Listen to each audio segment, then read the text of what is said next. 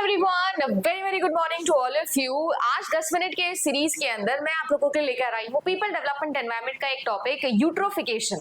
ये एक ऐसा टॉपिक है जो आप लोगों को बहुत ज्यादा एग्जामिनेशन में देखने मिलता है इस यूनिट से। जो मैं पीपल डेवलपमेंट एनवायरनमेंट आपको पढ़ाती नहीं हूँ, बट स्टिल अगर मैं भी आप लोगों के लिए इसका वीडियो लेकर आई हूँ तो आप समझ सकते हो कि इसका इंपॉर्टेंस कितना ज्यादा होगा। आज के इस पूरे सेशन के अंदर अपन यूट्रोफिकेशन को ही देखेंगे और ये भी देखेंगे कि कैसे क्वेश्चन इसके यूजीसी नेट एग्जामिनेशन में आए हैं। सो अगर वीडियो अच्छा लगे तो लाइक जरूर करना, चैनल पर नए हो तो सब्सक्राइब जरूर करना। और आप सभी लोगों के लिए 10% से ज्यादा जेआरएफ देने का जो ये गारंटी है, ये जो गुडविल है, इसी के साथ में सिलेक्शन पैक लाए हैं।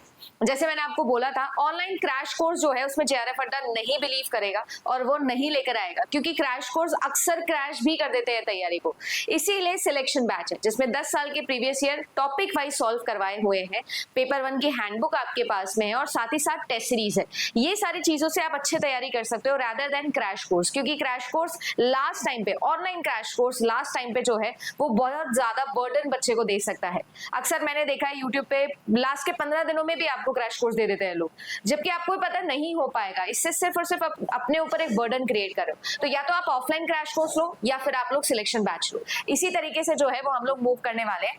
ये भी मैं आपको बता दूं कि आपके सारे सब्जेक्ट्स हैं जिसके अंदर हम लोग ऑफरिंग देते हैं, फुल कोर्स या सिलेक्शन बैच। आप कोई भी बैच लेना चाहते हो, ये सारे सब्जेक्ट्स में अवेलेबल है, फोन करके आप पूछ सकते हो। और ये भी बता दूं कि 14 November is going to be the last date.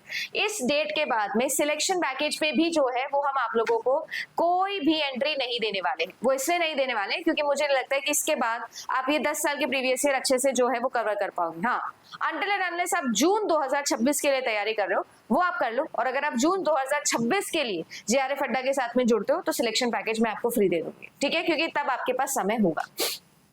आज हम लोग बात कर रहे हैं यूट्रोफिकेशन टॉपिक के ऊपर। अब जो ये टर्म यूट्रोफिकेशन है ना, इसे आप ध्यान से देखना। ये जो ओरिजिन है इस टर्म का, ये आया है यूट्रोफ से, ग्रीक वर्ड है जिसका मतलब एनरिच्ड होता है।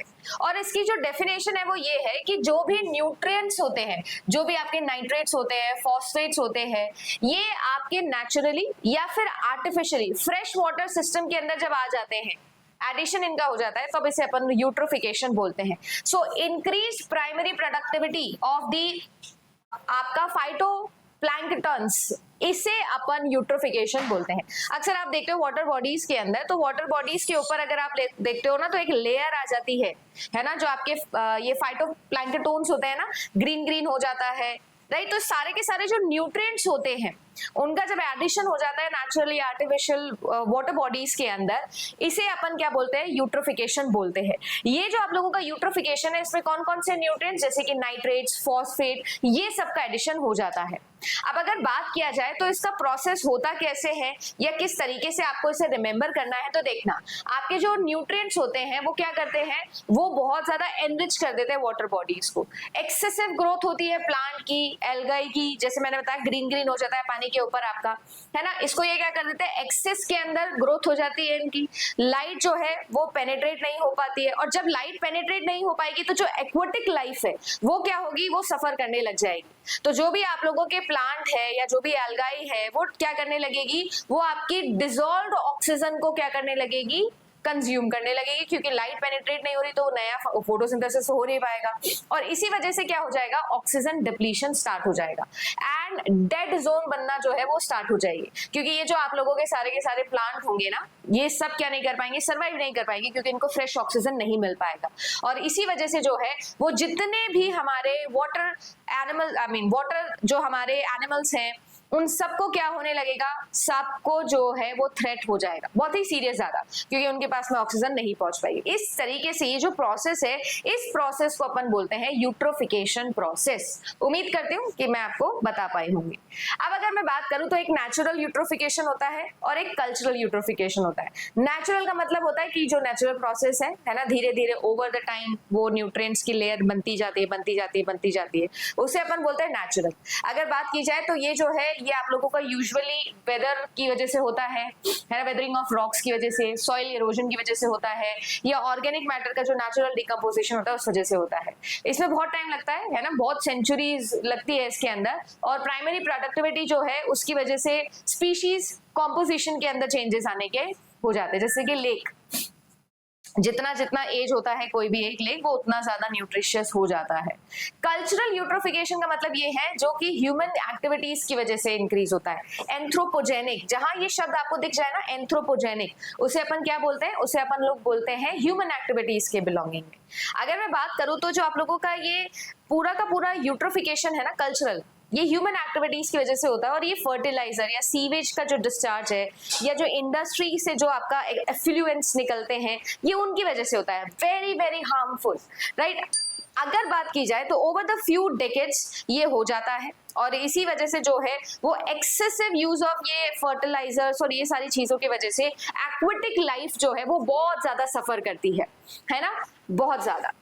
अगर बात की जाए तो आपको ये पता होना चाहिए कि यहाँ पर जो है वो यूट्रोफिकेशन होता क्या है। तो उसमें आप लोगों के, मैंने कल्चरल की बात करी, नेचुरल की बात करी, एक होता है आप लोगों का प्रोग्रेसिव, जो ये जो ग्रेजुअल इंक्रीज होता है न्यूट्रिएंट्स का in a water body over time, इसे अपन बोलते हैं प्रोग्रेसिव यूट्रोफिकेशन।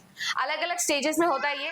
इसमें ओलिगोट्रॉफिक होता है, न्यूट्रिएंट बहुत पुअर होता है, वाटर क्लीन होता है। फिर मीजोट्रॉफिक होता है जिसमें न्यूट्रिएंट लेवल मॉडरेट पे पहुंचता है। फिर डाइस्टोट्रॉफिक होता है आप लोगों का, इसमें जो है ऑर्गेनिक मैटर में आप लोग जो है वो रिच हो जाते हो। और अगर मैं बात करूं तो ऑफन जो है वो ब्राउनिश कलर का आपका वाटर होने लगता है। यूट्रोफिक अगर मैं बोलूं तो न्यूट्रिशन बहुत रिच हो जाते हैं और इसमें तो बहुत ही ज्यादा लेवल एकदम बिल्कुल सनलाइट पेनिट्रेट ही नहीं कर पाती है। अगर बात करें तो इसका कॉज जो है वो कुछ भी हो सकता है, एजिंग हो सकता है, मतलब लेग्स बहुत पुराने हो गए हैं, या फिर ह्यूमन इफेक्टिंग भी हो सकता है, ठीक है ना। अगर बात किया जाए तो ये ग्रेजुअली स्टेजेस के अंदर जब प्रोग्रेस करता है यूट्रोफिकेशन, उसे अपन बोलते हैं कैसा, प्रोग्रेसिव यूट्रिफिकेशन, राइट। जो आप लोगों की प्राइमरी प्रोडक्टिविटी है बहुत ज्यादा इंक्रीज हो जाएगी और इसी वजह से ओजोन के अंदर, ऑक्सीजन के अंदर डिप्लीशन आना स्टार्ट हो जाएगा। अगर बात की जाए तो आपको टाइप्स ऑफ लेग दिए हुए हैं, इन टाइप्स ऑफ लेग की स्टेबल से आपके सवाल बनते हैं एग्जामिनेशन के अंदर कि यूट्रोफिकेशन के बिहाफ पर आपको ये याद रखने हैं। जैसे अगर मैं बात करूं तो आप लोगों का ओलिगोट्रॉफिक हो गया, मीजो हो गया, डेस्ट्रो हो गया और आप लोगों का जो है यूट्रो हो गया, ये आपको याद रखने हैं, ठीक है ना। इसके अलावा हाइपर यूट्रोफ भी होता है, यूट्रोफिक भी होता है, जिसमें वेरी वेरी हाई लेवल हो जाता है। ये तो एक्सट्रीमली जो है वो आप लोगों का न्यूट्रिएंट रिच हो जाएगा, मैसिव एल्गाई ब्लूम्स आएंगे आपके और बहुत ही ज्यादा क्या होगा, डिसॉल्व्ड ऑक्सीजन का लेवल लो हो जाएगा। जैसे जैसे यूट्रोफिकेशन लेवल बढ़ता जाएगा डिसॉल्व्ड ऑक्सीजन का कम होता जाएगा मात्रा, ठीक है ना। और इसी वजह से क्या होगा, इसी वजह से एक्वेटिक लाइफ और ज्यादा सफर करेगी। तो eutrophication is not good for the aquatic life, इसी वजह से आपको ये याद रखना है। यहाँ पर तो यंग या डीप लेग्स हो जाएंगे, इंटरमीडिएट हो जाएगा, यहाँ पर एसिडिक होना स्टार्ट हो जाएगा, यहाँ पर जो है वो ऑक्सीजन डिप्लीशन बहुत ज्यादा होगा और यहाँ तो इतना ज्यादा होगा कि आपकी एक्वेटिक लाइफ बिल्कुल ही ज्यादा खत्म हो जाएगी, राइट। अब एग्जाम में कैसे क्वेश्चन बनते हैं, चलो देखो। आप लोगों के लिए जो है वो यूट्रोफिक लेग की अगर मैं बात करूं तो is rich in nutrients, is poor in organic matter, has high algae blooms, is rich in dissolved oxygen, has no issues with the survival of fishes and other aquatic life. तो हमें obviously पता है कि option number ये जो आप लोगों का डी है ये तो सही नहीं हो सकता, ई भी सही नहीं हो सकता है और ये तो रिच होता है तो पुअर भी नहीं हो सकता है। तो ए और सी जो है वो आपका करेक्ट आंसर हो जाएगा। नेक्स्ट क्वेश्चन देखिए, कल्चरल यूट्रोफिकेशन जो है वो increase nutrient input into the water body mainly due to the human activities होता है।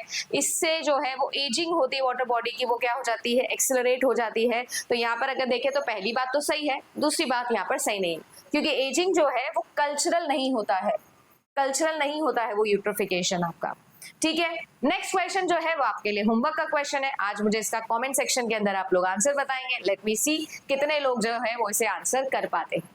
कैसा लगा आपको आज का सेशन, जरूर कमेंट सेक्शन में बताइएगा। इसे क्वेश्चन का आंसर भी मुझे बताइएगा। पीडीएफ जेआरएफ अड्डा एप्लीकेशन पर फॉर फ्री मिल जाएगी। इसी टॉपिक से रिलेटेड जो क्विज है, फ्री क्वेश्चंस है, वो भी आपको जेआरएफ अड्डा एप्लीकेशन पर मिल जाएगा। सो इस तरीके से कंप्लीट तरीके से हमारी जो तैयारी है वो हम लोग करके हुए चलेंगे। आप सभी लोगों के लिए जो है वो इस फ्राइडे को सुबह 10 AM मैं एक मैराथन लेकर आ रही हूँ और इस बार मैराथन होने वाला है आईसीटी का। तो अगर आपने ज्वाइन नहीं किया है, चैनल को सब्सक्राइब नहीं किया है तो सब्सक्राइब कर लो। मैं मिलती हूँ आप सभी लोगों से कल, यानी कि फ्राइडे सुबह 10 बजे आपके टॉपिक आईसीटी की मैराथन के लिए। Good luck.